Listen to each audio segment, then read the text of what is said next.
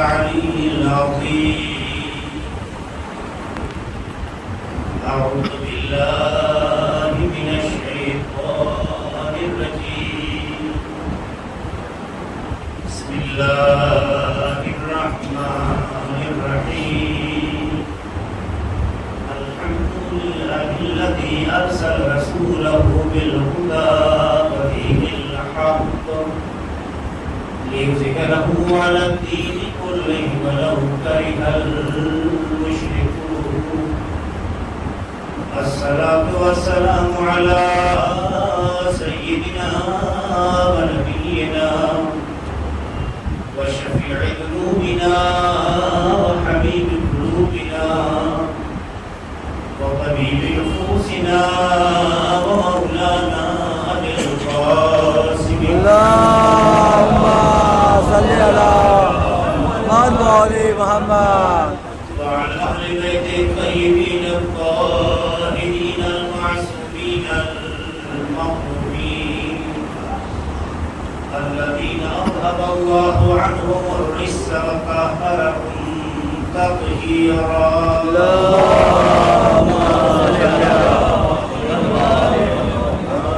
ولعنة الله على أعدائهم وغاصبي حقوقهم ومنكري فضائلهم أجمعين من يومنا هذا إلى قيام يوم الدين. أما بعد، فقد قال الله سبحانه تبارك وتعالى في كتابه المبين وهو أصدق القائلين والصادقين وقوله الحق. بسم الله الرحمن الرحيم. يوم لا ينفع مال ولا بنون إلا من أتى الله بقلب سليم.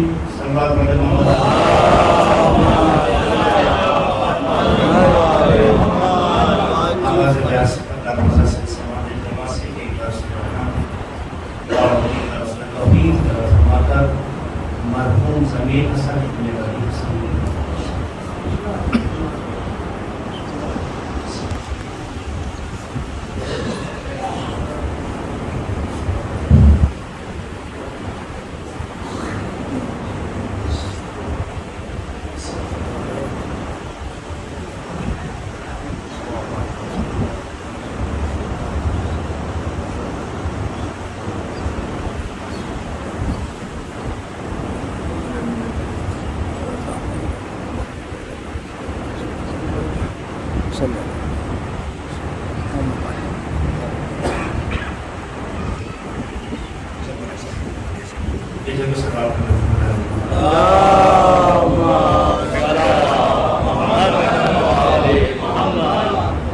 جیسا کہ آپ جانتے ہیں کہ یہ مجلس مرحوم کے 40ویں اور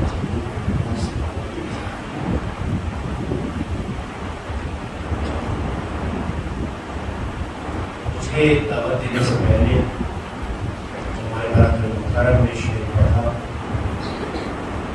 ایک بات کو سمجھانے کے لیے جانش تھا.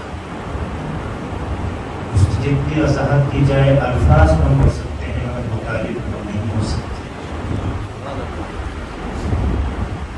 ہماری اور آپ کی زندگی میں آپ کی جو عصمت ہے، جو منزلت ہے، بہت غلط ہے. آپ یوں سمجھ سکتے ہیں کہ باپ اس انسان کو کہتے ہیں لیکن ریاست کا حاکم، اس ریاست کا نام گھر ہوتا ہے، جس میں ایک زوجہ ہوتی ہے جسے ہم ماں سے تعبیر کرتے ہیں، اولاد ہوتی ہے. اس ریاست کا باپ حاکم، ایسا حاکم ہوتا ہے کہ تمام مصلحتیں، تمام ثوابین، تمام فیصلے اس کو اسے چاہے تو اتنا محترم بنا دے کہ آسمان والے رش کرنے لگے اور اسے چاہے تو اتنا نامراد بنا دے کہ انسان دنیا میں رہنے والا ایسے گھر سے نفرت کرے۔ پروردگار عالم نے ہماری زندگی کا آغاز اور زندگی کی ابتدا سے متعلق امور کو ایسے فرد کے حوالے کیا جسے ماں اور باپ کہتے ہیں، لیکن اس میں باپ کی عظمت اور باپ کی منزلت اس اعتبار سے بلند ہو جاتی ہے کہ باپ کو اس گھر کا سرپرست اور حاکم بتایا گیا، ولی بتایا گیا۔ ایسا ولی اور حاکم وہ ہوتا ہے کہ آپ دیکھیے، کہتے ہیں نا بیٹیاں تو امانت ہوتی ہے، یا ہمارے عرف میں بعض لوگ کہتے ہیں بیٹیاں تو ہوتی ہی پڑھائی گھر کے لیے، پڑھائی گھر کے لیے تو تعبیر استعمال کرتے ہیں لوگ۔ شوہر کے نام کے ساتھ تو دنیا میں پہچانے جانے لگتی ہے، لیکن باپ کا رشتہ اتنا عظیم ہوتا ہے کہ جب وہی بیٹی یہ دنیا ترک کرتی ہے تو اس کو جب ایصال ثواب کیا جاتا ہے تو شوہر کا نام نہیں جوڑا جاتا ہے، باپ کا نام جوڑا جاتا ہے۔ یہ اس بات کی علامت ہے کہ باپ کا رشتہ اولاد سے کبھی ختم نہیں ہوتا، چاہے رشتوں کے کتنے اعتبار آگے بڑھتے چلے جائیں۔ ایک سرکار رضی محمد صلی اللہ محمد بولے محمد۔ آپ مجھے بتائیے، آپ نے اپنی عمر میں جس کی جو عمر ہے بہت سے ایصال ثواب کے پروگرام دیکھے ہوں گے، کہیں آپ نے دیکھا ہے کہ فلاں زوجہ فلاں کو ایصال ثواب کر دیں؟ اگر توبرا ہے یا کہیں پہ پوسٹر ہے، کہیں پہ کوئی اس طرح کی چیزیں لگی ہوئی ہیں یا ایصال ثواب کے فاتحے کے لیے کہیں چیز ہے یا اعلان کیا جاتا، ہاں ہو سکتا ہے کسی کو اور مبتلا کرنے کے لیے بعد میں اہلیہ فلاں کا اضافہ کر دیا جائے، ورنہ معمولاً طریقہ دنیا میں یہی ہے، فلاں بنت فلاں، فلاں بنت فلاں۔ اب باپ کی عظمت سمجھ میں آئی؟ باپ اپنے رشتوں میں دنیا کے دیے اعتبار کا محتاج نہیں، خدا کے دیے حقیقی اعتبار۔ جزاک اللہ جزاک اللہ۔ اسے قدرت کو عظمت دی ہے کہ ہمارے رشتوں سے اس کا نہ اثر چھینا جا سکتا ہے نہ اس کا نام چھینا جا سکتا ہے۔ اس کے نام کا جڑنا ہماری سعادت ہوتی ہے اور اس کے نام کا ساتھ نہ ہونا ہماری بدبختی ہوتی ہے۔ جن کے باپ کا پتہ نہیں ہوتا ہے سماج میں جینے کے قابل نہیں ہوتے ہیں، لیکن جن کے باپ کا پتہ ہوتا ہے زندگی میں عزت کی زندگی پاتے ہیں۔ اس کا مطلب یہ ہوتا ہے باپ کوئی چھوٹے مقام یا عظمت کا نام نہیں ہے، ہمارے زندگی کے اس منارے کا نام ہے جو ہماری آبرو کیا کہنے سلام محمد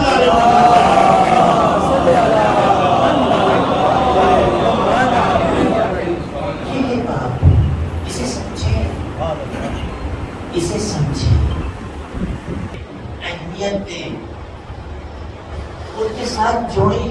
پروردگار نے بڑا اعتبار کیا ہے جو ایک چھوٹے سے گھر جسے ہم نے ریاست سے تعبیر کیا، ایک چھوٹا سا گھر جو حقیقت میں دکھائی تو دیتا ہے ایک چھوٹا سا، لیکن ایک بہت بڑا تعمیری کام کرتا ہے، جس میں ماں ہوتی ہے، باپ ہوتا ہے۔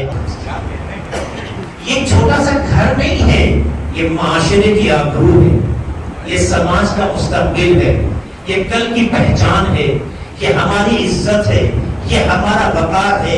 اس لیے کہا جاتا ہے معاشرہ یوں ہی خراب نہیں ہوتا ہے، جس کے گھر کی دہلیز میں ماحول خراب ہوتا ہے اسی کے آس پاس کے معاشرے کے ماحول بھی خراب ہو جایا کرتا ہے۔ اور معاشرہ بعد میں خراب ہوتا ہے، گھر پہلے خراب ہوتا ہے، لیکن جس کے گھر کا ماحول اچھا ہوتا ہے اور بچہ اسی اچھی تربیت کے ساتھ پروان چڑھتا ہے تو وہ سماج کو بدلتا ہے، سماج اسے بدلتا نہیں ہے۔ یہ بہت بڑا مسئلہ ہے۔ یہ نہ سمجھیں کہ باپ ہو جانے سے بس آپس کا لوگ خوش ہو جائیں، مٹھائیاں کھلا دیں، کپڑے بانٹ دیں، کوئی میں پیسے ڈانٹ دیں اور پھر ہم باپ ہوئے ہیں، بڑے فخر سے جو ہے آپ اپنے کو پہچاننا چاہتے ہیں۔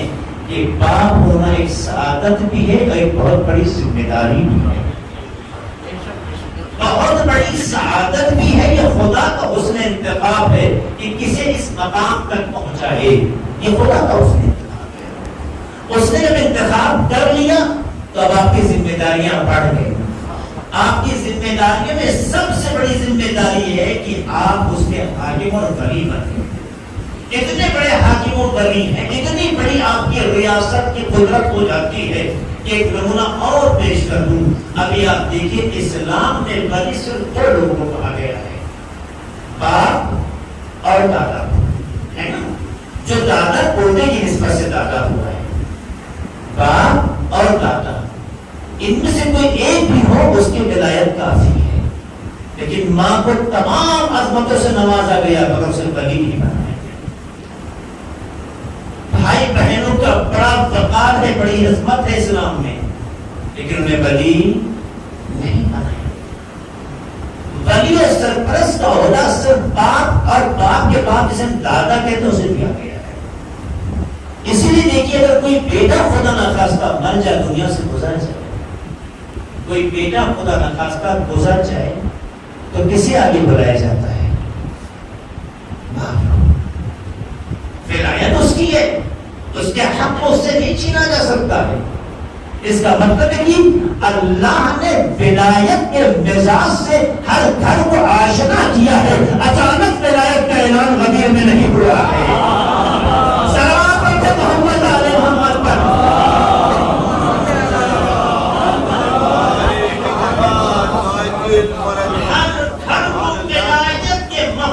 آشنا کرایا ہے, ولایت کی عظمت سے مانوس کرایا ہے, ولایت کی اہمیت کو سمجھایا گیا ہے, ولایت کے وقار کو بتایا گیا ہے. اس کا مطلب یہ ہے کہ جو گھر میں حاکم و سرپرست ہوتا ہے اسے ہی ولی کہا جاتا ہے. باپ حاکم ہوتا ہے, دوست کہہ کر اس کی عظمتوں کو کم نہ کرو. امام علی علیہ السلام ولی اللہ ہے, انہیں دوست بنا کر ان کے وقار کو ہلکا کرنے کی کوشش نہ کرو. ایک سوال کرتے ہیں محمد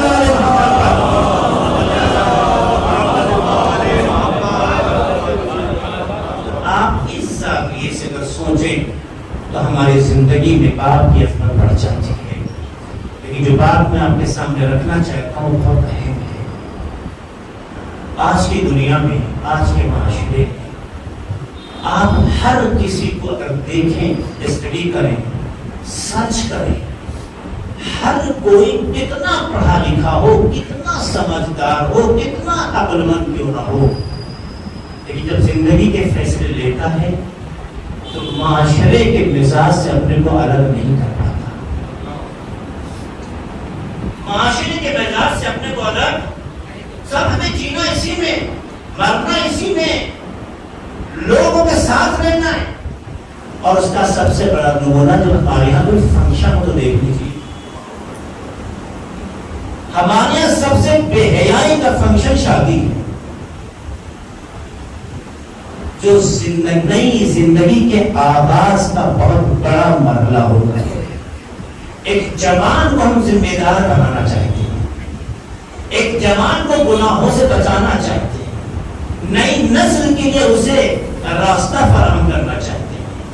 ایک اتنا عظیم مرحلہ ہمارے جوان کی زندگی میں آتا ہے جو لائق رشک ہے, قابل شکر ہے.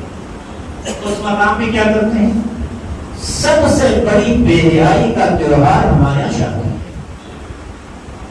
اس دن محرم نہ محرم, حرام حلال غلط سلف سب. اچھا آپ کیوں رہے بھائی؟ کیا کرتا بھائی صاحب, میں ایک رشتے دار تھا, میں بھائی ہوں, میں چچا ہوں یا وہ میرے چچا ہیں, میں بھانجا ہوں, میرے ماموں ہیں, یہ میرے خالو ہیں, یہ میرے پھوپھا ہیں, یہ میرے عزیز ہیں. لعنت ہو کہ آپ کی ذہنیت میں جملے کو کہہ رہا ہوں, یاد رکھیے گا, لعنت ہو کہ آپ کی ذہنیت رشتوں کے اعتبار کو بچانے پہ رہ جاتی ہے, خدا کی خوشنودی کی طرف کو نہیں رکھتی ہے. جس خدا نے آپ کو ایسی جگہ پر حاضر ہونے سے منع کیا, ناراض ہو رہا ہے, رسول ناراض ہو رہا ہے, اہل بیت ناراض ہو رہے ہیں, یہ ہستیاں ناراض ہوتی رہے, مگر ہمیں رشتوں کا وقار رکھنا ہے, حق کو اہمیت نہیں دینی ہے. تو جس سماج میں رشتے اور حق کے درمیان رشتہ آگے نکل جائے, حق پیچھے رہ جائے, وہ یزید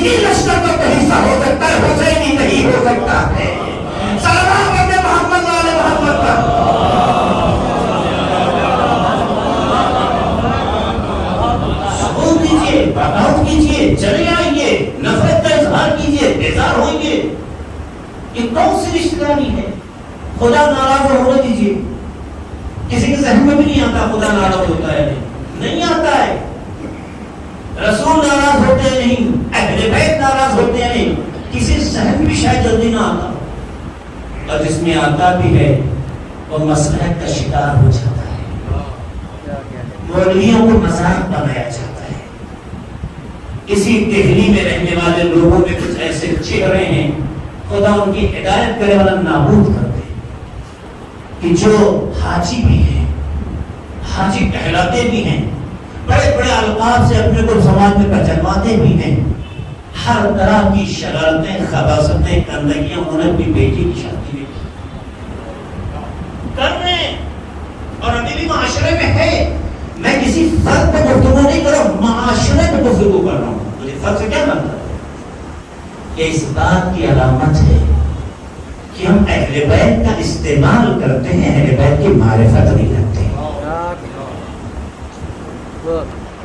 ہم سب اہل بیت کا استعمال کرتے ہیں, بس یہ نام ہے, یہ ٹائٹل ہے, اسے یوز کرتے ہیں. کہاں اہل بیت؟ اہل بیت کی تلاش تو کچھ اور ہے, اہل بیت کی چاہت کچھ اور ہے, اہل بیت کی فریاد کچھ اور ہے, اہل بیت کا مطالبہ کچھ اور ہے. آپ نے کس بات کی ترجیح بتائیے؟ خدا نخواستہ ہماری ماں نے خیانت کی, خدا نخواستہ ہمارے باپ نے ذمہ داری مکمل نہیں کی, خدا نخواستہ جس گھر میں مائیں تھے اہل بیت کی آوازیں نہیں سنی, سب کچھ تو ہمیں ملا, لیکن ہمارا طرز زندگی, شیوہ حیات ہمیں بتاتا ہے کہ ہم نام ان کا لیتے ہیں, کردار کسی اور کا مانتے ہیں. اسے ہماری شریعت میں اور ہمارے عقیدے میں منافقت کہتے ہیں, ایمان نہیں کہتے. اسے سوچنا پڑے گا. تو یہی وجہ ہے کہ ہم تنزلی کی طرف پڑھ رہے ہیں, کمال کی طرف نہیں پڑھ رہے ہیں. آخر کیوں ہم نہیں سوچتے موت حقیقت ہے, ایک دن مرنا ہے, ہم چاہیں یا نہ چاہیں. ابھی کچھ دیر کے بعد ایک کی صبح کی کوئی ضمانت نہیں ہے, تو کیوں نہیں متوجہ ہوتے کہ جس بارگاہ میں جائیں گے اس کا معیار کچھ اور ہے. آئیں فرش عذاب میں یہ عہد کریں, آج کی بات ہے, کل چھوڑیے جو گزر گیا. آج ہم عہد کریں, اگر ہمارے سماج میں, ہمارے رشتوں میں, ہمارے خاندان میں کہیں ایسا پروگرام ہوتا ہے, چاہے وہ ختنے کا ہو, چاہے وہ عقیدے کا ہو, چاہے وہ شادی کا ہو, چاہے کسی بھی عنوان کا ہو, اگر اس میں اللہ, رسول اور اہل بیت کے قانون اور ان کے فرمان کی مخالفت ہوگی, وہ ایسی جگہوں پہ لعنت کر کے واپس چلے آئیں گے. آپ ایک بار لعنت کریں گے, اہل بیت 1000 بار پر درود بھیجیں گے. اب فیصلہ آپ کو کرنا ہے, شیطان کی لعنت کے ساتھ ہونا ہے یا اہل بیت کے درود کے ساتھ ہونا ہے. سلام کرنے محمد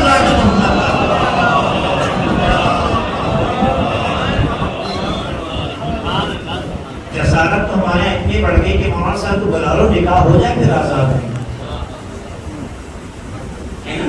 اس کا مطلب یہ کہ ہم نے بھی اپنے خدا کو خود قدوں کا خدا مان لیا ہے, وہ چند لمحے کا زلیخا والا خدا مان لیا ہے. کہ جب جناب یوسف کو مشورہ دیا تھا کہ اس پر جو ہے چادر ڈال دیں, تو کہا میرا خدا وہ نہیں ہے جو چادر ڈال دینے سے اندھا ہو جائے. ہمارا خدا وہ ہے جو کسی پردے سے نابینا نہیں ہوتا, وہ دیکھنے کے لیے آنکھوں کا محتاج نہیں ہوتا. اگر یہ احساس ہم میں پیدا ہو جائے تو ہمارے معاشرے میں تبدیلی آ جائے, عظمتیں واپس آ جائیں, شرف واپس آ جائیں, کمال واپس آ جائیں, وہ عزت واپس آ جائے گی جو ہم سے دور دور ہے, جسے اہل بیت دینا چاہتے ہیں پر ہم لینے کے لیے تیار نہیں ہو پا رہے ہیں.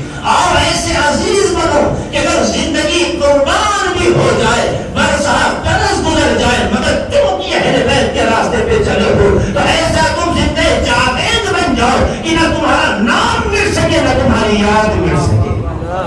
کیا کہنے اور ایسا ہو سکتا ہے اگر اپنا معیار ہم قرآن مجید کی اس آیت کے پس منظر میں لے کر آ جائیں, جو سورہ شورى کی آیت نمبر 88 اور 89 ہے.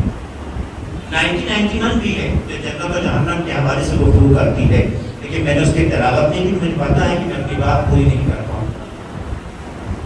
اس لیے 2 آیتوں کا سہارا لیا میں نے. کیا اعلان ہوا؟ یوم لا ینفع مال ولا بنون. قیامت کا دن وہ دن ہوگا جس دن نہ مال کسی کو فائدہ پہنچائے گا نہ اولاد. قرآن کا صریح اعلان یوم لا ینفع مال ولا بنون. قیامت کا دن وہ دن ہے جس دن نہ مال کام آئے گا نہ اولاد. اور دنیا میں ہمارا مطالبہ یا ہماری چاہت کیا ہوتی ہے؟ مال اور اولاد. ہماری دنیا میں جو خواہش ہے، چاہت ہے، وہ مال اور اولاد. یہ ہماری خواہش ہے. اور قرآن کہتا ہے یہ دونوں خواہشیں کسی کام کو نہیں آئیں گی، کسی کام نہیں آئیں گی. کیا مطلب ہوا؟ تو الگ الگ چیز دکھائی. اگر کام نہیں آئیں گی تو اللہ مال دیتا کیوں نہیں، اولاد دیتا کیوں ہے؟ اگر ہمارے کام نہیں آئے گی تو وہ دیتا کیوں ہے؟ دیکھیے چاہتوں کے 2 طریقے ہوتے ہیں. ایک چیز وہ ہوتی ہے کہ ہم کسی چیز کو چاہتے ہیں تاکہ اس کے ذریعے سے کمال کے درجوں کو، راستوں کو طے کر سکیں. ایک بار اس چیز کو اس لیے طلب کیا جاتا ہے تاکہ خود کو بلند کر سکے، دوسروں کو نیچا دکھا سکے. لیکن چاہتوں کے 2 تقاضے. ایک بار جس چیز کو چاہا جا رہا ہے اس کے چاہت کا مقصد یہ ہے کہ یہ وسیلہ بنے ہمارے کمالات کے منزلوں کو طے کرنے کا. ایک بات اس لیے دوبارہ دہرا رہا ہوں تاکہ آپ کے ذہن بات بیٹھ جائے. جو بات میں اس کے بعد کہنا چاہتا ہوں بہت قیمتی ہے.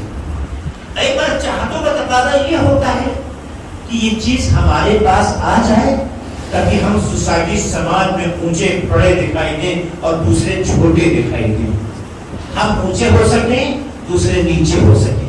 ہم نام ہمارا جو ہو سکے اور دوسروں کو ہم اپنا ہلکا دکھا سکیں. یعنی سوسائٹی میں اپنی امیج کو ہائی لائٹ کرنا مقصود ہوتا ہے. اس لیے مال کی طرف بھی بھاگتے ہیں. اور دیکھیے دنیا میں مال کی طرف بھاگنے کے لیے لوگ کیا سے کیا نہیں کرتے ہیں. نہ جائز کی فکر ہے، نہ ناجائز کی فکر ہے، نہ حلال کی فکر ہے، نہ حرام کی فکر ہے. آنا چاہیے، آنے والے راستوں پہ بحث نہیں کرتے کیونکہ مال آ رہا ہے، آنے دو کسی بھی راستے سے چلا آ رہا ہو. یہی تو خدا دیکھنا چاہتا ہے. جب تک تمہارے راستوں پہ تمہاری نگاہ صحیح نہیں ہوگی، دولت تو آئے گی مگر ہر دولت عزت نہیں ادا کرتی ہے. یہی دولت رسوا کر دیتی ہے. مگر تمہیں فرعون یاد نہیں ہے، مگر تمہیں شداد یاد نہیں ہے، مگر تمہیں حامان یاد نہیں ہے، مگر تمہیں نمرود یاد نہیں ہے. دولتیں انہیں بھی دی تھی مگر دولتوں نے ان کو تباہ و برباد کر دیا. آج کوئی نام لینے والا نہیں ہے کیونکہ انہوں نے دولت کو اپنے لیے ترقی کا وسیلہ اور دوسروں کو ذلیل کرنے کا سبب سمجھا تھا. مگر دولت سلمان کو بھی دی تھی، دولت علی کو بھی دی تھی، دولت اہل بیت کو بھی دی تھی. مگر ان دولتوں کو دوسروں نے خرچ کر کے ایسی عزت بنا دی کہ آج دنیا میں بھی عزیز ہے اور آخرت میں بھی عزیز ہے. سلام علیہ محمد علیہ محمد.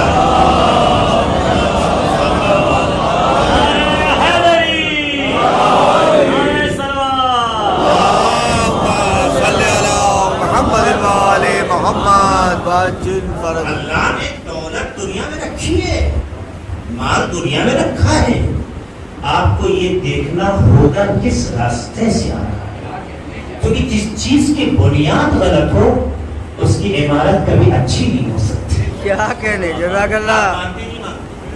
آپ خود ہی کہتے ہیں بنیاد ہمیشہ صحیح ہونا چاہیے. اگر بنیاد میں کوئی کجی ہو، بنیاد میں کہیں فالٹ ہو، تو اتنا خوبصورت مکان تیار کر دیا جائے کب اٹھا جائے کوئی بھروسہ نہیں ہے. لہٰذا میرے جوانوں، میرے عزیزوں، میرے بھائیوں، دولت کے آنے سے پہلے 10 بار دیکھنا یہ کس راستے سے آ رہا ہے. میں آپ کو ایک واقعہ آپ کو سنانا چاہتا ہوں. معصوم کے زمانے کا واقعہ ہے. معاویہ کا زمانہ ہے. معاویہ نے دیکھا کہ لوگ ہماری طرف ویسے جیسے آنا چاہیے نہیں آ رہے، جیسے آنا چاہیے نہیں آ رہے. مدینے آیا.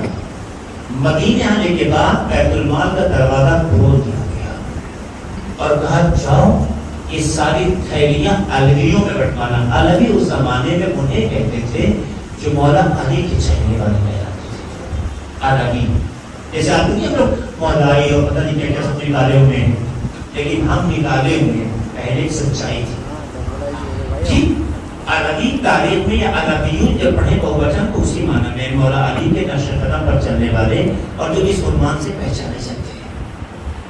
کہا کہ جاؤ ان سب کو بانٹنا, لیکن یاد رکھنا جب تم علویوں کو یہ اشرفی بانٹو گے, یہ تھیلی بانٹو گے, تو اس سوال ضرور کریں گے کہاں سے آیا ہے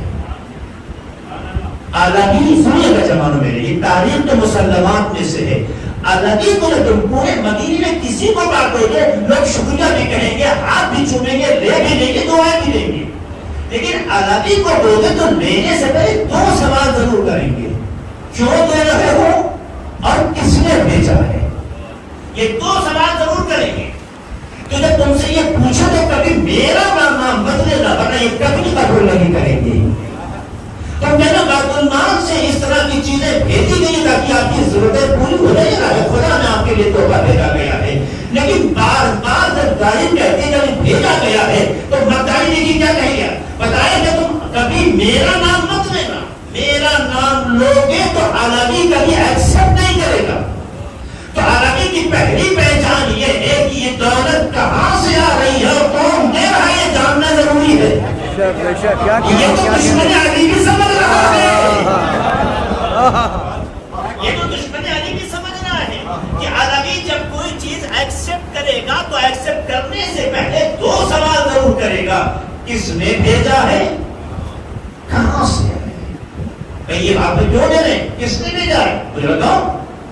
کہ اگر میرا نام لو گے انہیں کا کہنا ہے بھائی دولت تو بیت المال سے بانٹ رہے ہو, تو ہر آدمی نام کے پیچھے پاگل ہو رہا ہے, تو اپنا نام کرو نا. کا مسئلہ نام کہنا نہیں ہے, کیونکہ جب یہ چیز ان کے گھر پہنچ جائے گی تو ہماری جتنی اچھی نیت ہے ان کا اچھا اثر ہوگا. تو ہم ایسے تو کہیں گے انہیں اپنی طرف نہیں لا سکتے ہیں, مگر اگر یہ دولت ان کے گھر میں پہنچ جائے گی تو چونکہ ان کا ہاتھ تو کھانے ہم نے بھیج دیا تھا, تو وہ اپنا اثر ظاہر کرنا شروع ہوگی. اس طرح سے وہ علی سے دور ہوتے چلے جائیں گے, ہم سے قریب ہوتے چلے جائیں گے. اتنا تو واضح ہو گیا علی کے پاس کیسے ہوا کرتے تھے, معاویہ کے پاس کیسے ہوا کرتے تھے.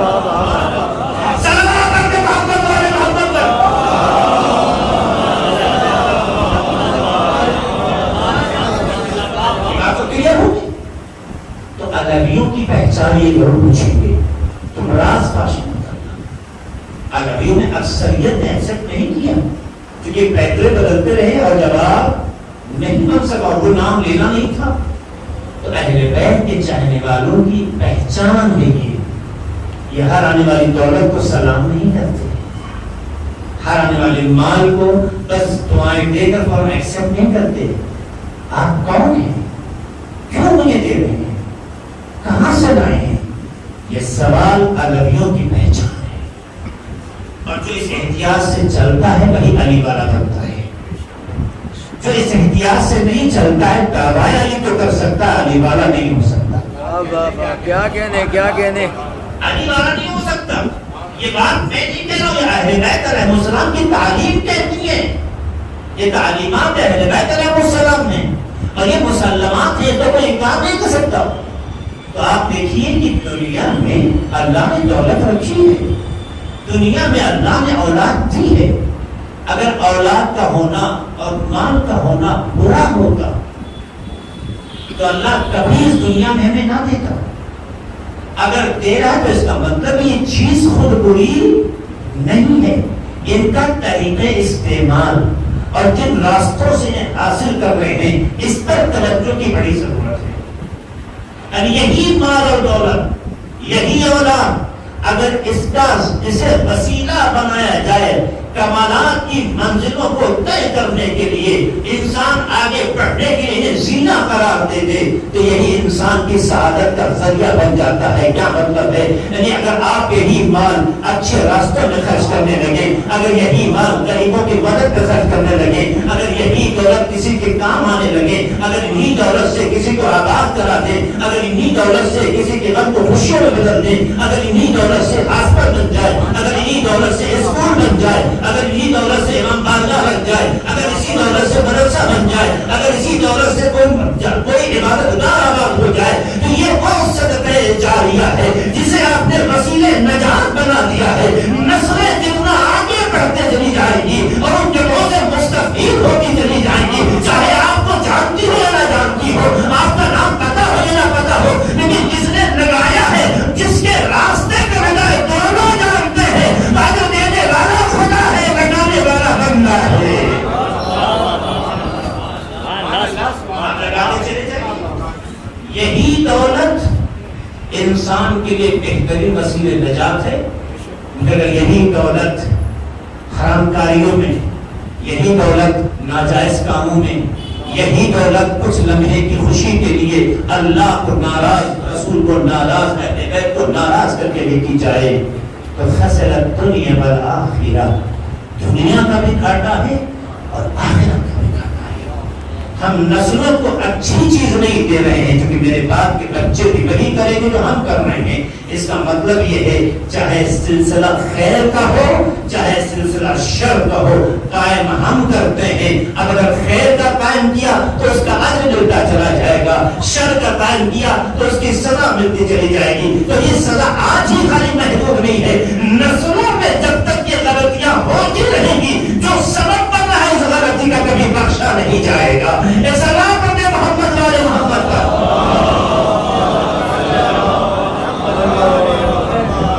ایسی اولاد بھی آپ کو دی گئی ہے۔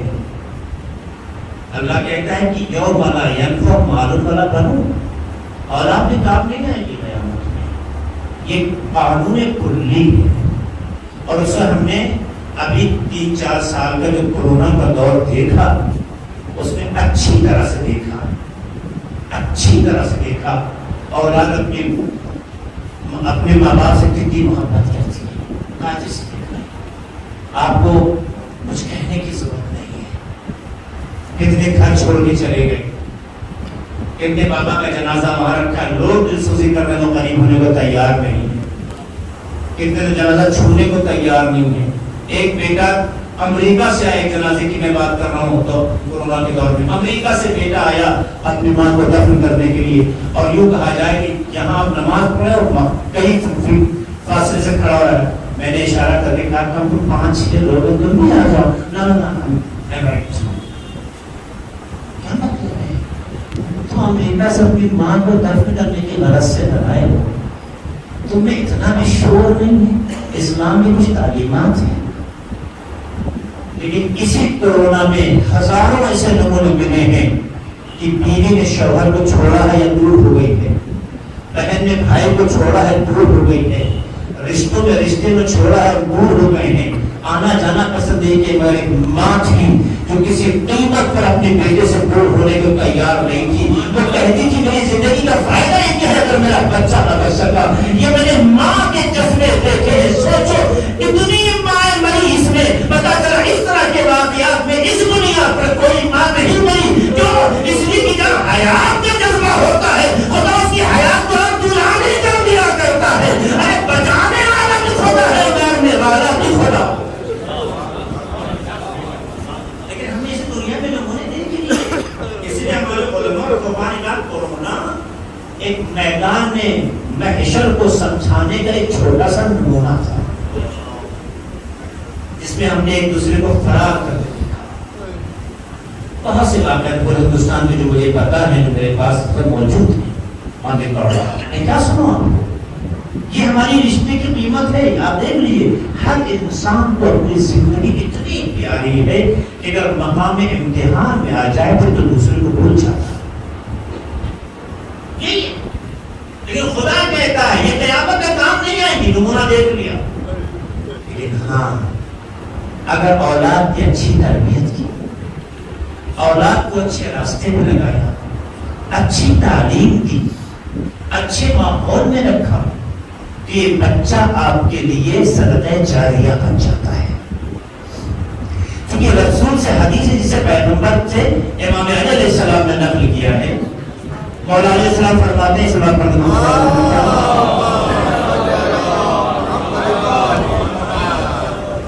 الرجل اذا مات ينقطع عمله، انسان جب مرتا ہے تو اس کا نام عمل منقطع ہو جاتا ہے الا ثلاث، سوائے تین چیزوں کے۔ اگر تین چیزیں ہیں تو انسان کا نام عمل ختم نہیں ہوتا ہے۔ اور کیجیے گا، انسان جب مرتا ہے تو اس کا نام عمل منقطع ہو جاتا ہے، یعنی فائل کلوز، سوائے الا ثلاث، سوائے تین کے۔ پہلی چیز جو تعلیمات اہل بیت میں بیان کی گئی ہے اور اس پر بہت توجہ دی گئی ہے، صدقۃ الجاریہ، صدقہ جاریہ جو کرتا ہے۔ جو دنیا میں صدقہ جاریہ کیا چیز ہوتی ہے؟ صدقہ کو آپ جانتے ہیں کہ باہر نکلا اور نکال دیا گیا، یا ہم خود نکلے اور نکال کے چلے گئے، یہ صدقہ کہتے ہیں۔ صدقہ جاریہ کسے کہتے ہیں؟ صدقہ جاریہ کا مطلب دولت ایسی جگہ پہ خرچ کرنا جہاں نسلیں فائدہ اٹھاتی رہیں۔ اللہ اکبر۔ جیسے ہاسپٹل، اسکول، مکان، مدرسہ، امام بارگاہ، مسجد، مقامات ایسے کہ جن سے نسلیں فائدہ اٹھائیں، اسے صدقہ جاریہ کہتے ہیں۔ جاری رہنے والا صدقہ جب تک یہ قائم رہے گا اس وقت تک جس نے قائم کیا ہے اس کے نام عمل میں اجر اضافہ ہوتا چلا جائے گا۔ تو جو صدقہ جاریہ کر کے جا رہا ہے یہ مر نہیں رہا ہے، یہ ایسا انسان ہے جو اس دنیا میں منتقل ہو کر اس دنیا کے عمل سے فائدہ اٹھا رہا ہے، ورنہ اس دنیا میں جا کے کوئی کردار نہیں پیش کرتا ہے، کیونکہ دنیا یہی کردار کی ہے، وہاں تو نتیجے عمل ہے، وہاں کیریکٹر نہیں ہے، کیریکٹر اسی دنیا میں ہے۔ اس لیے کہا جاتا ہے دنیا میں جو کیا اس کے بعد کچھ نہیں ہے، لیکن اللہ نے کچھ لوگوں کے لیے راستہ کھول رکھا ہے۔ اگر تم ایسا کر کے دنیا سے جاؤ گے تو اس دنیا میں جانے کے بعد بھی کردار کا سلسلہ بند نہیں ہونے دیں گے۔ صدقہ جاریہ کر کے جاؤ، ایسا کچھ کر کے جاؤ کہ جس سے انسانیت کے سلسلے کو فائدہ ملتا چلا جائے گا۔ اور اگر نہیں کیا، اگر اکیلے نہیں کر سکے تو نہیں، آپ 10 لوگ مل کے کر سکتے ہیں، آپ ایک ساتھ ایک گروہ بن کے کر سکتے ہیں، وہ راستے آپ کے پاس ہیں، آپ بہتر جانتے ہیں۔ یہ وہ راستہ ہے کہ اگر انسان کرتا چلا جائے گا، چونکہ کم یا زیادہ رقم دنیا میں گنی جاتی ہے، خدا کی ہاں مقدار کی قیمت نہیں ہے، اخلاص کی قیمت ہے۔ سلام پڑھیں محمد آل محمد پر۔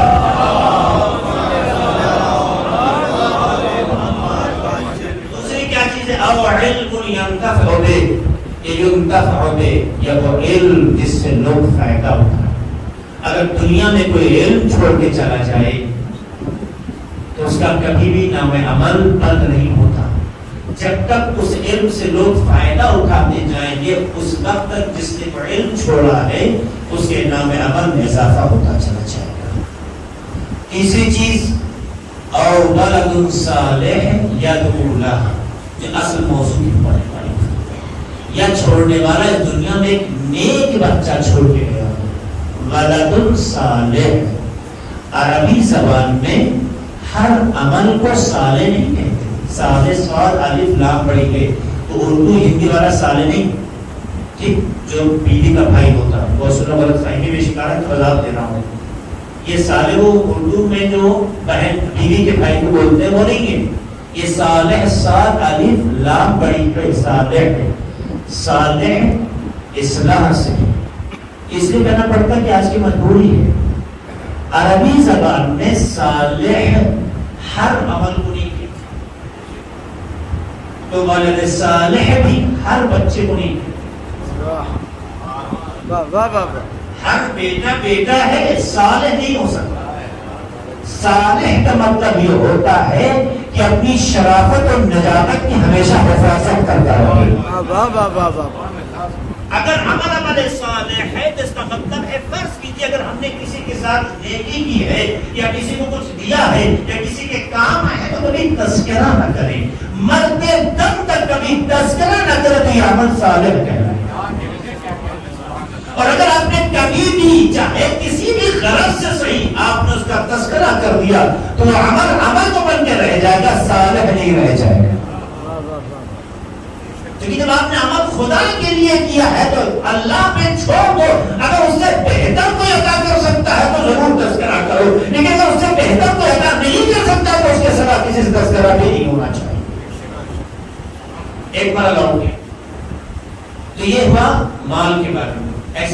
ولد صالح، یعنی نیک بیٹا، اچھا بیٹا، یعنی وہ بیٹا کہ جس کے کردار میں شرافت ہو، نجابت ہو، آپ کی تربیت ہو، اہل بیت علیہ السلام کی تعلیم و تربیت بولتی ہو، جو سوچتا ہو تو خدا اور رسول اہل بیت کے علاوہ کچھ نہ سوچتا ہو، ایسا نیک بچہ جو برائیاں دیکھ کر اس کا حصہ نہ بنتا ہو یا پھر روکنے کی کوشش کرے یا بیزاری کا اظہار کرتا ہو، اسے کہتے ولد صالح۔ ایک بیٹا آپ کو مل جائے چوڑا، سینہ چوڑا دیکھ کر، جوانی کو دیکھ کر مسکرانا، سجدہ شکر کرنا، غرور کا احساس کرنا، یہ آپ کی مجبوری کو ہو سکتی ہے، خدا کی پسند نہیں ہو سکتی ہے۔ خدا کی پسند جب بنے گی جب آپ کا بیٹا ایسا بن جائے کہ وہ آپ کی بھی معرفت کا ذریعہ بنے، خدا اور رسول کو بھی پہچاننے کا ذریعہ بن جائے۔ سلام علیکم محمد و آل محمد۔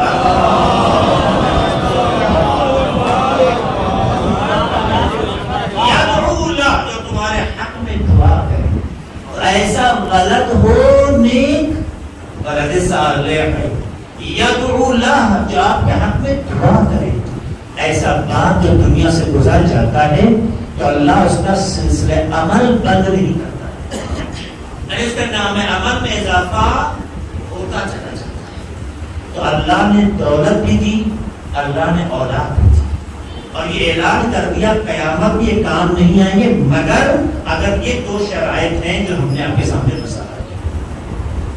اچھا اس کے بعد یہ تو ہوئے کہ جو اپنے سائڈ سے ہمیں سپورٹ دے رہے ہیں، مال صدقہ جاریہ کی شکل میں ہمیں سپورٹ دے رہے ہیں، اولاد نیک اگر دنیا میں تعلیم و تربیت کے ساتھ چھوڑی ہے وہ ہمیں سپورٹ دے رہی ہے، تو یہ سپورٹر ہوئے۔ آپ کا خود کا کیریکٹر کیا ہے؟ إِلَّا مَنْ أَتَى اللَّهَ بِقَلْبٍ سَلِيمٍ، جو اللہ کی بارگاہ میں آئے قلب سلیم کے ساتھ۔ اللہ کہتا ہے کہ قیامت میں نہ مال کام آئے گا، نہ دولت کام آئے گی، نہ اولاد کام آئے گی، مگر وہ انسان جو قلب سلیم کے ساتھ وہاں آیا ہو۔ سنیے گا اس جملے کی نزاکت ہے، میں اس کی وضاحت کروں گا آپ کے سامنے۔ الا من اتى الله بقلب سلیم، قلب سلیم کے ساتھ اللہ کی بارگاہ میں آیا ہو۔ کیا مطلب قلب سلیم؟ قلب جانتے ہیں دل کو کہتے ہیں، سلیم کیا چیز ہے؟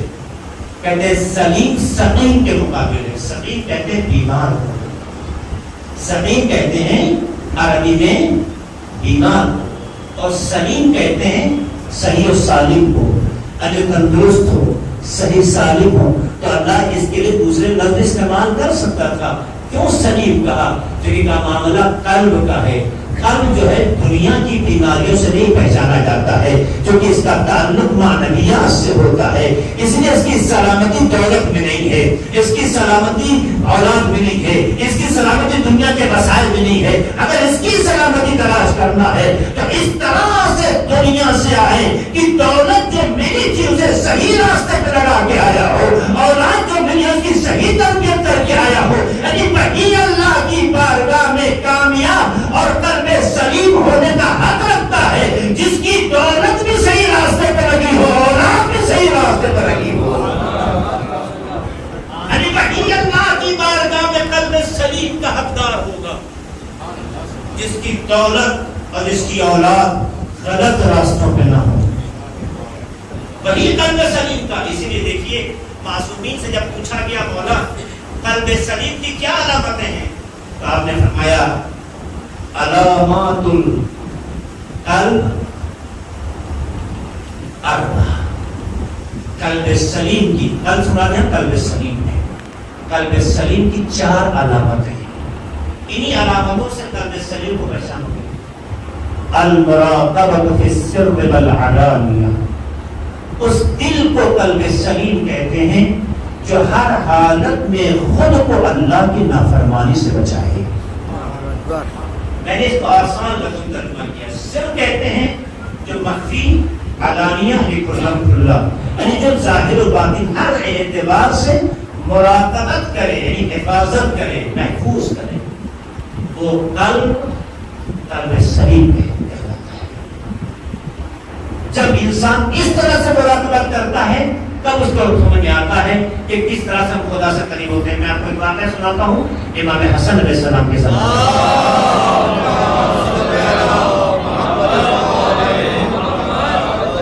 ایک شخص آتا ہے امام کے پاس اور امام سے کہتا ہے کہ مولا ہم گناہوں سے بچنا چاہتے ہیں, ہم گناہوں سے بچنا چاہتے ہیں, اس لیے چاہتے ہیں کہ آپ ہمیں ایک ایسی تعلیم دیں کہ جس کی وجہ سے میں اپنے کو بچا سکوں, جو کی کوشش مولا بہت کرتا ہوں, لیکن پتہ نہیں جیسے گناہ کا موقع آتا ہے ہم خود ہی اس کا حصہ بننے لگتے ہیں, اس کا چھپاؤ پیدا ہوتا ہے, بچنے کی کوشش کرتے ہیں مگر لفزش پیدا ہوتی ہے. مولا آپ سے بہتر کوئی ہمیں نسخہ نہیں بتا سکتا, کیا کروں مولا, میں کیسے خود کو بچاؤں؟ تو مولا نے 4-5 مرحلے جو بڑے نفسیاتی 5 مرحلے بیان کیے. آپ دیکھیے کہ جب تمہارے اندر گناہ کا جذبہ پیدا ہو تو خود کو یہ سمجھانے کی کوشش کرو کہ اب اس کے بعد اللہ کا رزق نہیں کھائیں گے. یہ واقعہ اور بھی ہے, دوسرے حوالے سے بھی ہے, خود جو ہے یہ واقعہ اہل الدانہ کے حوالے سے بھی واقعہ تاریخ میں ملتا ہے, لیکن یہ واقعہ امام حسن کے حوالے سے ہوتا ہے. امام کہتے ہیں جب تمہارے اندر گناہ کا ماحول یا جذبہ یا حالات پیدا ہو تو اپنے اندر یہ جذبہ پیدا کرو کہ اب آج کے بعد سے اللہ کا رزق نہیں کھائیں گے. کہ مولا یہ کیسے ممکن ہے؟ اللہ کا ہی تو رزق ہے, یہ دنیا میں اس کے علاوہ کس کا رزق ہے؟ تو یہ کیسے ممکن ہے کہ اس کا رزق کھاؤ اور اسی کی نافرمانی کرو؟ یہ کتنا نفسیاتی جملہ ہے. ماں کا تو چار کی طرح اسی کا کھاؤ, دنیا تو یہ کہتی جس کا کھاؤ اسی کی گاؤ, دنیا یہ تو کہتی ہے, لیکن کمال کی بات یہ کہ ہم خدا کا کھاتے مگر اس کی گاتے. یہ گاتے وہ گانے کے معنی مت ہے جو سماج میں ہے, یہ محاورہ ہے وہ استعمال ہے. یعنی مراد یہ کہ جس کے کھاتے ہیں اسی کے بارے میں سوچنا چاہیے, اس کی مخالفت کیسے کرتے ہیں؟ کیا ہمارے بہت سخت ہے؟ کیا میں اور بتاتا ہوں, جب بھی تمہارے اندر گناہ کا ارادہ پیدا ہو, میرے جوان خاص سنیں, جب بھی گناہ کا ارادہ پیدا ہو کوشش کرو کہ اللہ کی مملکت سے باہر چلے جاؤ. ہمارا یہ کیسے ہو سکتا ہے؟ ہر جگہ خدا کی حکومت ہے, اس کی مملکت اس کی حکومت سے باہر کیسے چلے جائیں گے؟ کیا بتاؤ, رزق اس کا کھاتے ہو, حکومت اس کی ہے, مملکت اس کی ہے, اس کے بعد اس کی بات نہ مانو, یہ کتنی بڑی ناانصافی ہے. امام پھر کہتے ہیں تیسری چیز بتاتا ہوں, اگر تمہارے اندر یہ کیفیت پیدا ہو کہ گناہ کرنا چاہتے ہو تو کوشش کرو ایسی جگہ چلے جاؤ جہاں خدا نہ دیکھے, جہاں خدا نہ دیکھے. ہمارا یہ کیسے ممکن ہے؟ ہر جگہ تو خدا ہے. آج لوگ کتنا ڈرتے ہیں اگر کوئی ان کا ویک پوائنٹ سوشل میڈیا پہ آ جائے. اگر کسی کا ویک پوائنٹ سوشل میڈیا پہ آ جائے تو لوگ کتنا گھبراتے ہیں, اور کتنے لوگ بلیک میل ہوتے ہیں اس طرح سے کہ اگر کوئی اس طرح کی تصویریں ان کی لے لے. ہوتا ہی نہیں ہوتا ہے. میں سب کو روزہ نہیں جانا چاہتا ہوں کیونکہ وقت نہیں بچا, میں کچھ کہنا چاہتا تھا مگر میں نے کہا تو گنجائش نہیں ہے. تو دنیا میں لوگ چھوٹی چھوٹی باتوں پہ کتنا پریشان ہوتے ہیں. کون دیکھ لے گا؟ ارے بہت بہت آپ کو اپنے اگر آپ یہ غلطی کر رہے تھے تو آپ کو اس سے پہلے خیال کیوں نہیں آیا کہ آپ کے گھر والوں کو پتا چلے گا تو شرمندگی ہوگی یا نہیں؟ اگر آپ کو اپنے گھر کی فکر تھی تو یہ غلطی کرتے نہیں, اور جب آپ یہ غلطی کرتے تو اس کا مطلب ان کی فکر نہیں ہے. مگر انسان پریشان ہوتا ہے, حالانکہ پتہ نہیں وہ دیکھیں گے بھی کہ نہیں معلوم نہیں ہے, پتہ نہیں وہ لوگ دیکھیں گے بھی کہ نہیں کہ جن کا خیال کر کے آپ گھبرا رہے ہیں. لیکن یہ تو وہ آنکھیں ہیں جو دیکھنے کے محتاج ہیں, یہ ان کے لیے ہے. لیکن خدا تو دیکھنے میں آنکھوں کا محتاج نہیں ہے. عالم محضر خدا, یہ کائنات اللہ کی نگاہوں کے سامنے ہے. تو دنیا کے کسی بھی خطے میں چلے جاؤ, دنیا سے تو چھپایا جا سکتا ہے, خدا سے چھپایا نہیں جا سکتا ہے. آپ کو دنیا کو جواب نہیں دینا ہے, خدا کو جواب دینا ہے. تو میں یہ کرنا ہے کہ کس سے ڈرا جائے, جسے جواب دینا ہے اس سے بچے, یہ دنیا سے بچنے کی کوشش کرے. اگر انسان یہ احساس کر لے کہ فلاں ہوٹل، فلاں جگہ، فلاں شہر، فلاں مکان، فلاں کونا جو شاید رشتے لوگ نہ دیکھیں مگر خدا دیکھنے کے لیے ان کا محتاج نہیں ہے، تو جو خدا وہاں دیکھ رہا ہے تو اس کا مطلب ہے کہ اس کی محضر میں، اس کے حضور میں آگے غلطی کر رہے ہیں. چوتھی چیز کہ جب تمہارے اندر یہ احساس پیدا ہو کہ گناہ کرنا چاہتے ہو تو تم اپنے کو اس بات پر مطمئن کر لو کہ جب تمہاری روح قبض کرنے کے لیے ملک الموت آئیں گے تو تمہیں روک دو گے. نہیں ابھی مت پیچھے کا ابھی مجھے رہنا کہیں نہیں ممکن ہے. مولا کیسے ممکن ہے؟ کہا تو جب تم اپنی موت کو روک نہیں سکتے ہو تو پھر گناہ سے بچانے کی فکر کیوں نہیں کرتے؟ کب تمہاری زندگی کے آخری لمحات آ جائیں یہ معلوم نہیں ہے. تو پانچواں اور آخری جملہ جب آپ فرماتے ہیں اس واقعے میں کہتے ہیں یاد رکھنا جب تمہیں گناہ کا احساس ہو، جب تمہارے اندر گناہ کا احساس ہو تو اپنے کو یہ سمجھانے کی کوشش کرنا کہ جب قیامت میں فرشتے گناہ کی بنیاد پر کھینچ کے جہنم کی طرف لے جا رہے ہیں تو تم میں اتنی شکتی ہو کہ انہیں دھکیل کے اپنے کو بچا سکو.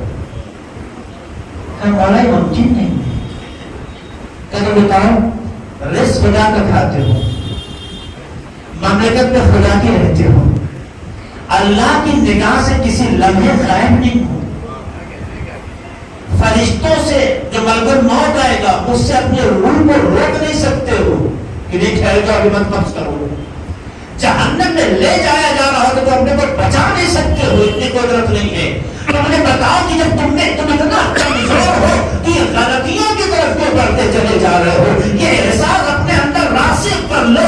غلطیوں سے بچتے چلے جاؤ گے، اللہ سے قریب ہوتے چلے جاؤ گے، اللہ سے قریب ہوتے چلے جاؤ گے. تو جیسے ہی تقرب اللہ کا جذبہ پیدا ہوگا وہ ہستیاں سنبھالنے کی جنہیں اہل بیت کہتے ہیں. سلام کرنے محمد والے محمد کا.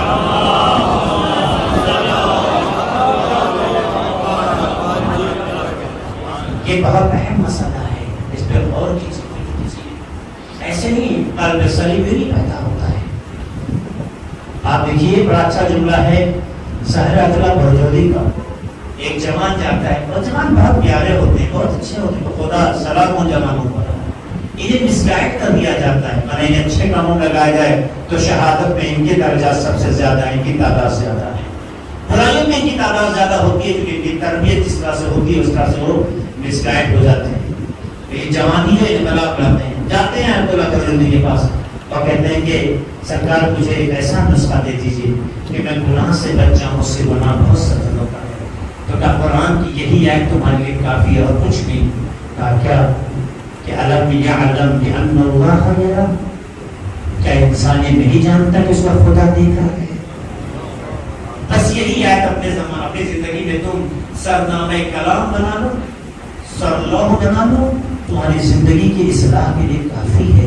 کیونکہ دنیا میں کوئی دیکھے یا نہ دیکھے، جسے دیکھنا ہے اس کی نگاہوں میں کبھی کوئی چیز چھپتی نہیں، پوشیدہ نہیں. بڑا اچھا جملہ ہے مولا علیہ السلام کا. اپنے اصحاب کے ساتھ بیٹھے ہیں، گفتگو کر رہے ہیں، اچانک جناب ابوذر کی یاد آئی. امام نے کہا کہ اللہ جناب ابوذر کی مغفرت فرمائے، ان کے درجات کو بلند کرے. جانتے ہیں ابوذر کی یاد کیوں آتی ہے؟ کیوں بنا؟ بس اس جملہ آخری اور ذہنوں کا مان کرو.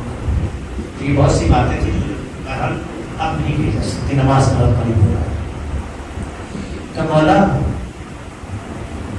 بتائیے، امام گفتگو کر رہے ہیں اور کہتے ہیں بتائیں تو جان ابوذر کے بارے میں. ابوذر کے بارے میں تمہیں بتانا چاہتا ہوں کہ جس وقت خلافت کی بیعت دی جا رہی تھی، خلافت کے لیے بیعت دی جا رہی تھی، ابوذر کے پاس 4 اشرفیوں کے تھیلے بھیجے گئے. 4 اشرفیوں کے تھیلے بھیجے گئے اسے دینا اور بیعت دینا. ایک چھوٹا سا وقت ایک گروہ جناب ابوذر کے پاس گئے. امام کا وعدہ ہے اس میں تو جناب ابوذر پہنچا تو پوچھا ماجرا کیا ہے؟ کہ بس چھوٹا سا کام ہے، آپ بتائیے بات کیا ہے؟ کہ بس آپ خلیفہ وقت کی جو بیعت کر دیں. جناب ابوذر کی ڈیوریاں چڑھ گئی. اور اشرفیاں دیکھتے ہوئے کہا کہ تم نے میری دو توہین کی ہے. ایک تو یہ میرے آقا علی کی تم نے قیمت لگانے کی کوشش کی ہے, یہ میری پہلی توہین ہے. ایک تو تم نے میرے آقا کی قیمت لگانے کی کوشش کی ہے, اور تم سمجھتے ہو کہ میرے آقا کی قیمت یہ 4 تھیلیاں ہیں. تم کیا سمجھتے ہو اگر پوری دنیا کی اشرفیاں اور دولت میرے قدموں میں لا کے ڈال دی جائیں گی, پوری دولت میرے قدموں میں مولا نقل کر رہے ہیں, کیا مزار کہتے ہیں میرے قدموں میں ڈال دی جائے, دولت کی حقیقت دیکھیے, اور پھر بھی یہ کہا جائے کہ مولا علی کی بیعت سے ہاتھ ہٹا دو, تو یاد رکھنا مولا علی کے وجود مبارک کا ایک بال بھی باقی نہیں ہونے لگا گزر, اور تمام دشمن علی کا سر مقابلہ کرے گا, مگر میں اپنے مولا علی کا سودا نہیں کر سکتا. اور دوسرا جملہ جو ابن حضرت کہتے ہیں کہ تم نے میرے ایمان کو دولت سے خریدنا چاہا ہے, قلب سلیم, تو میرے ایمان کو دولت سے خریدنا چاہتے ہیں. میرے ایمان کی طاقت کا نام ولایت علی ابن ابی طالب ہے. اللہ اکبر. آیا تھی ماہ ذوالحجہ شیعان علی کے لیے بہت مقدس مہینہ ہے. عید الاضحیٰ, عید الفطر جو سب سے بڑی عید ہے, عید مبادلہ, اس طرح کی مناسبت اس مہینے میں بڑی عظیم مناسبت ہے. خالی سویاں کھانا اور میٹھا کھانا اور لال پیلے کپڑے پہننے کا نام عید نہیں ہوتا ہے. ان کے ذریعے سے جو ہماری تربیت کی گئی ہے, انہیں یاد کر کے جو نسلوں کی اصلاح کی گئی ہے, اس پر توجہ کی ضرورت ہے. بس عزیزو, تو دنیا میں انسان اولاد چھوڑتا ہے, چھوڑ کے چلا جاتا ہے. دیکھنا یہ ہے کہ اولاد کیسے چھوڑے, اس لیے کہ جانے والا چلا جاتا ہے اپنی اولاد کے ذریعے پہچانا جاتا ہے. اب معاشرے میں اولاد کو دیکھ کر لوگ طے کرتے ہیں کہ اس کے ماں باپ کیسے تھے. اب ہمارے جوانوں کو طے کرنا ہوگا کہ اپنے گزرے ہوئے ماں باپ کو ہم کیسے پہچانوانا چاہتے ہیں. اس لیے یقیناً درد کا لمحہ ہے, باپ کا جانا یقیناً ایک بڑا صدمہ ہے, لیکن اس صدمے کی وجہ سے ہم اپنے باپ کی اگر عظمتوں کی حفاظت کرنا چاہیں تو اس بات پر ہمیشہ متوجہ رہیں کہ ہم کیسا اپنا کیریکٹر پیش کریں کہ میرے بابا کے جانے کے بعد لوگوں نے اچھے چیزوں سے یاد کیا. ایک ذمہ داری اولاد ہی ہوتی ہے جو اپنے ماں باپ کے پہچاننے کا ذریعہ. آج ایک باپ دنیا سے گزرا جس کی 40ویں کے حوالے سے آج مسجد سے بچے غمزدہ ہیں, بیٹیاں گریاں کھڑا ہیں, ایک زوجہ ہے جو فریادی ہے. یقیناً زندگی میں جو رشتے ہیں بڑے قیمتی ہوتے ہیں, ان کے ہونے سے سکون ہوتا ہے, ان کے چلے جانے سے اضطراب ہوتا ہے, جبکہ ہم جانتے ہیں کہ رشتے ہمیشہ ساتھ رہنے والے نہیں ہیں. لیکن اس کے باوجود جو کہ رشتوں میں ایک وابستگی ہوتی ہے, اسی وابستگی کی بنیاد پر درد ہوتا ہے, اور جب درد ہوتا ہے تو یقیناً انسان ایسے رشتوں کے گزرنے سے پریشان بھی ہوتا ہے, گریہ بھی کرتا ہے. حق میں ہے کہ گریہ کرے, مگر مرحوم کے بچوں سے, ان کی بیٹیوں سے, ان کی زوجہ سے یہی کہنا چاہوں گا کہ آپ کے گھر کو جو گالی و بارش اٹھا تو کم سے کم ہارٹ اٹیک یا اس طرح کی تکلیف سے شاید دنیا سے اٹھا ہے, خدا ان کی مغفرت فرمائے, مگر ان کا بدن زخموں سے چلنی تو نہیں تھا, ان کے آزائے بدن سے ارتبا سے کہیں خون تو روان نہیں تھا. آپ کا بابا جب دنیا سے گزرا تھا تو ان کا بدن کے تینوں میں مرنا تو نہیں تھا. آپ کا بابا جب گزرا تو تمام رشتوں کے آنے والے لوگ, پڑوسی کے لوگ, پڑوسی جتنے لوگ میں آپ کے آس پاس آئے, ہر ایک نے آ کر آپ کو بھروسہ دیا ہے, آپ کے غم کو ہلکا کرنا چاہا ہے, ارے آپ کو گلے لگایا ہے, آپ کے غم کو ہلکا کرنے میں آپ کو سہارا دیا ہے. لیکن وہاں بھی ایک بات حسین کی شکل میں ہے, ارے جس کا پورا بدن زخمی ہے, تمام بدن سے خون جاری ہے, امام سے جگہ سے نتیجے سے جگہ سے نیچے اترتے نیچے آتے ہیں, تو کیفیت یہ ہے کہ تیروں بنا لو. مگر ہم نے یہ دیکھا خدا کسی بھی یتیم کو یہ منظر نہ دکھایا جو یتیمان کربلا کو کربلا میں دیکھنا پڑا. کیا ہوا, کچھ ہی لمحہ گزرا ہوگا, میدان کربلا کا ماحول بدلا, سیاہیاں چلنے لگی, خوراک کا پانی نیزوں چلنے لگا. یہ کیفیت جیسے طلوع ہونے لگی, سورج کا رخ بدل گیا. ابھی سورج کو جب کہنے لگ گیا, جناب زینب تیزی سے زمین لگا کر ایک سلام کو خیمے میں آتی ہے, کہتی ہے میرے لال آ کر کھولو, یہ کربلا کا بندہ بندہ منظر کیوں ہو گیا ہے. سر سجاد تک نے کبھی اپنا ذرا خیمے کا پردہ کیوں اٹھائی, ارے کیسے پردہ اٹھاتی ہے. امام فریادی ہو جاتے ہیں, السلام علیکہ یا ابا عبداللہ, السلام علیکہ یا رسول اللہ. ایک بھی اللہ ہم یتیم ہو گیا دل. میں نے تاریخ میں کسی بھی یتیم کو اس طرح سے نہیں دیکھا کہ اس نے یتیمی کا احساس اس عالم میں کیا ہو کہ اس کے باپ نے قسم کے نیزہ کے بدلنا. آئے جب آپ کا واقعہ یاد آئے تو کربلا کی طرف چلے جائیں. وہاں بھی ایک باپ حسین کی شکل میں ہے جو نہایت بے رحمی کے ساتھ شہید کیا گیا. یہ اللہ ماننے پہ لوگ پوچھا دیتے ہیں نا, 40 دن پورے رات 40واں مرحوم کا, چہلوں میں مرحوم کا. آج بھی عزیزہ قائم سویرے سے آنا شروع ہو گئے ہوں گے. آج بھی آنے کے بعد لوگ پوچھا دے رہے ہوں گے جب سے انتقال ہوا ہے آج تک عزیزہ قائم جب بھی ملتے ہیں سینے سے لگاتے ہوں گے. کسی نے تناچر کو نہیں مارے گا, کسی نے رخصر کو نہیں کھینچے گا, ارے کسی نے بیٹیوں کے کانوں سے بالیاں تو نہیں کھینچی, لیکن آج رکھ کر بنانے دیکھو. ارے بیٹا یتیم ہوتا کس طرح کیسے لیا جاتا ہے, ارے تسلی کے لیے دست شبت اپنی کمال سے. کربلا کی یتیمی بھی عجیب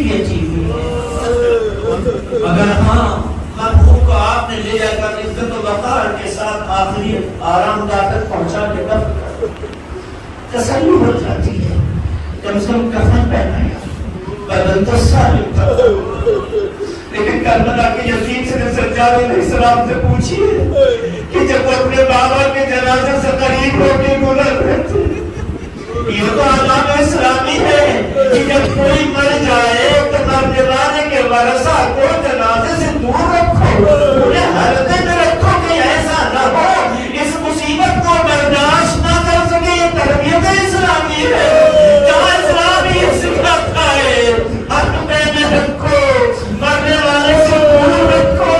ارے بھائی جہاں رب کو وہاں پہ گزارا گیا, ارے جہاں شہداء کے جنازے, ارے بے گور کفن اس حال میں کہ گھوڑوں سے پامن,